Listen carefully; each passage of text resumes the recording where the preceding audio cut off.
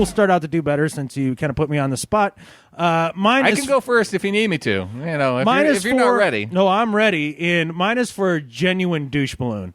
And I don't use that term lightly. This guy is a first-class jerk. His name is Tony Williams. Tony Williams, as you guys I'm sure have all seen by now, is the New Orleans Saints fan that completely outmuscled some poor, cute little lady that just wanted to get a game ball from Jermaine Gresham after he scored a touchdown. Jermaine Gresham is a Bengal, and he goes to throw the ball clearly to the girl wearing an AJ Green jersey. The only person wearing a Bengals jersey in the vicinity. And this inconsiderate, absolute jerk just steamrolls her and steals the ball. What a joke. Now, this guy is 70 years old, okay? But, Adam, he was getting the ball for his grandson. You have something against grandkids? I have something against being a jerk to try to get a free something for your grandson. If you really want something that badly for your grandson, go buy a signed football. Really. And at 70 years old, you should know better. Where's the chivalry? I mean, on top of that, there's something that you don't do at games. You don't steal game balls from women or children. I'm sure if the Titanic was going down, he would have shoved her down to the poop deck and got on one of the lifeboats. You said poop. Purposely. This guy is an absolute, he's disgusting. And, he's like, everyone says I elbowed the lady, but I really didn't. I turned away from the lady. He may not have thrown an elbow, but he truly roughed her up. He says, the wife said, well, it's a free-for-all. Something like Mardi Gras. This isn't anything like Mardi Gras. This is football. Apparently, he's gotten 3 other balls during his stay as a New Orleans Saints fan, and he says he would do it all again. He would do that same jerky maneuver, and that he didn't mean to disgrace the Saints fan base. Well, you did. You did. And honestly, my do better extends to all those fans around him that didn't accost him in the stands and tell him to give the ball back. She pleads with him. Right. She pleads with him.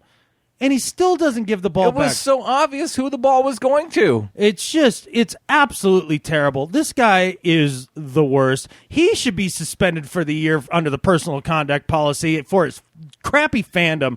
Tony Williams, do better. Do better. Goodell needs to step in and start suspending fans for their conduct. Yeah.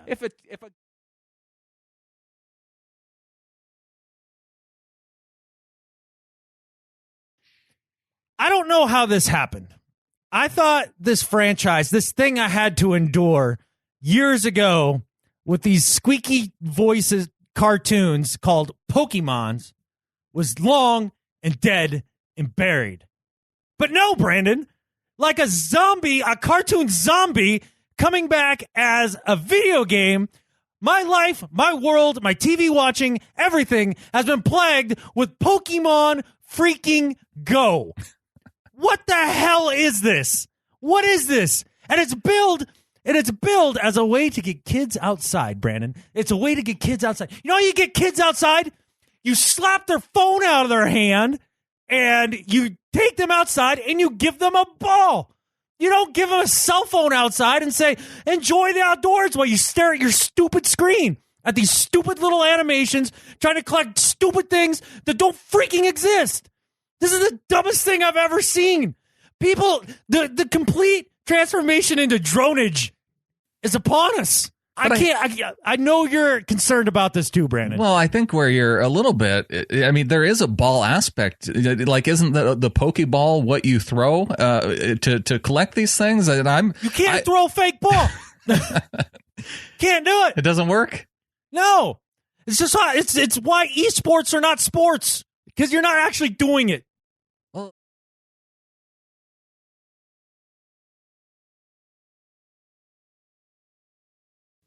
Who you got this week?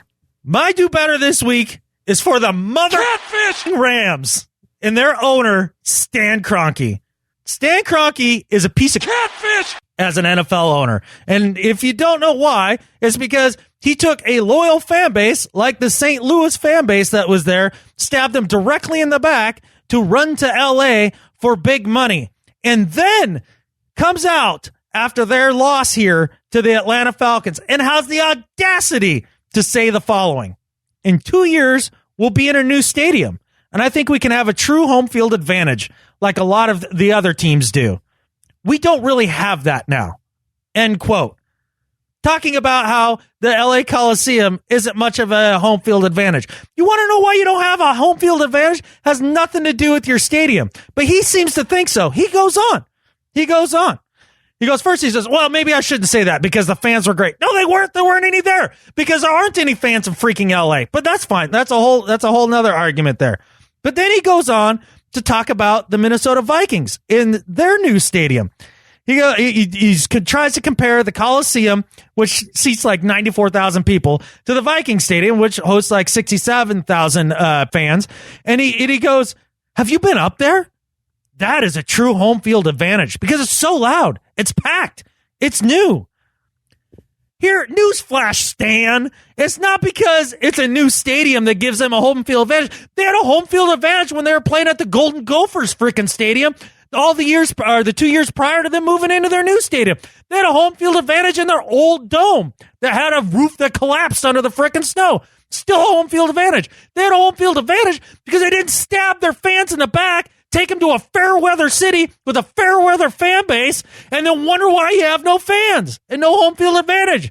Stan Kroenke, you have no idea what makes a fan, what makes home field advantage. You are an insulated one percenter that doesn't know crap about crap. Do better.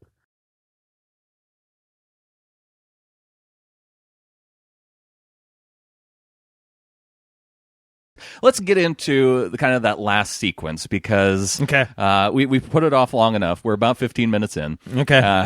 And the one thing that set it up was the Jermaine Kearse, just incredible, miraculous catch that they had the David Tyree helmet catch playing immediately right after it. That was how perfectly it was setting up for the Seahawks. Was that they hadn't even gotten in the end zone yet, and they were already comparing it to the David Tyree catch that led to the Giants' comeback. And so Jermaine Kearse falls on the ground. The ball it hangs there. One of the Patriots defenders jumps over him, trying to not hit him as he was going down. Had that defender got in there and actually hit the ball, we wouldn't even be talking about the last play of the game. It may have happened somewhat differently, but who knows? And so that leads to Marshawn Lynch getting it on the 5-yard line on first down and just coming up just short, just inside the 1-yard line. And so the Seahawks have it, second down. And that's when they go to Ricardo Lockett instead of running the ball. So I read the article of Pete Carroll's explanation as to why they ran that play. And it makes no sense to me, especially when you consider the Patriots didn't call timeout. They didn't call timeout there. They had one left and I think there must have been, 35, 40 seconds left. And the clock's just going down. Tick, tick, tick. They're going to live or die by this goal line stand. At that point, you're not talking about, let's waste a play so that we can run more time off the clock so they don't have enough time to go down the field. At that point, when the Patriots did not decide to call timeout there, they're already conceding the clock. So that thought's out of your mind. It has to be. And then he's like, well, we came out with 3 receivers and they came out in goal line, so it's a bad matchup for us, so we went to the pass. Why are you coming out with 3 receivers? You dictate to the defense.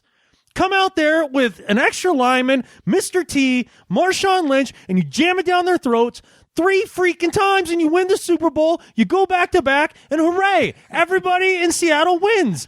It's just, and we've done this.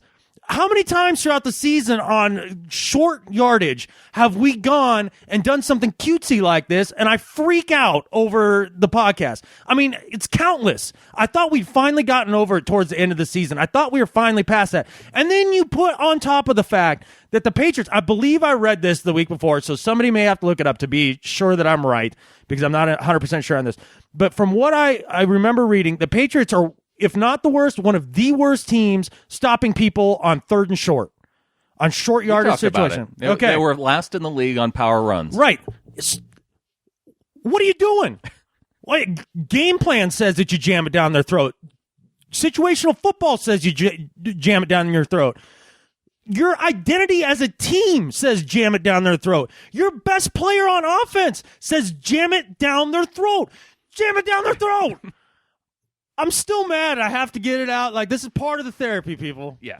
And that's exactly how I was feeling last night. That's exactly.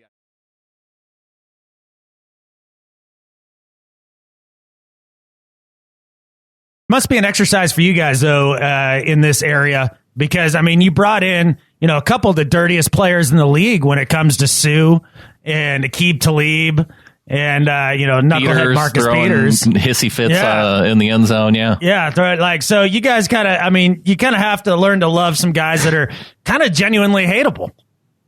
Yeah, I actually am really enjoying it right now because, this isn't, the nice league. You're not here to make, buddies with other people. And it is one of those players that you see for a long time. And you're like, God, I really hate that guy. But you hate him because he's not on your team. Now he's on your team. You're really excited for other people to hate him. Like, I can't wait to see Ndamukong Suh throw around Russell Wilson and maybe do something a little sketchy, that's going to kind of rally you guys up and, start calling us and calling them names and stuff. That kind of stuff excites me. And Marcus Peters, he does it in a funny manner to me personally. That when he threw that flag up in the stands last year when he was in Kansas City, I was dying. He wasn't on my team. I didn't have to, feel that 15-yard penalty. But we're excited about Talib, who hopefully, even though himself has those same, issues at times throughout the years. Obviously, we just talked about Crabtree. He's taken two of the man's change for goodness sake. And we'll see them too. And so that's going to be fun to watch that matchup. But I'm excited about these guys to see kind of how they can kind of mature a little bit or not, or how McVay is going to let them be themselves, or old man Phillips, how are you going to, reel them in a little bit? Those are a lot of question marks that people are asking about this team. So, yeah, but I'm embracing it. I love the bad boys.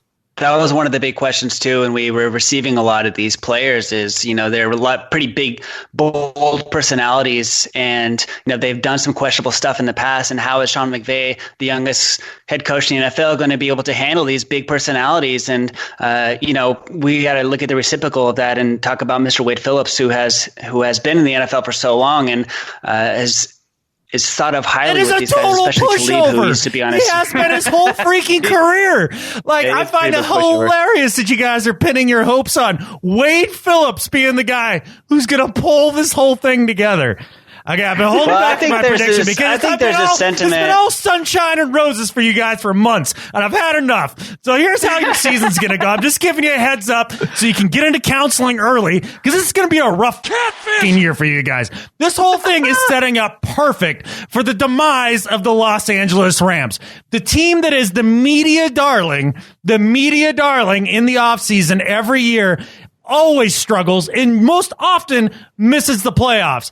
History has shown us you try to go out and buy a Super Bowl, Philadelphia Eagles, and build a super team in one quick offseason, it doesn't end well.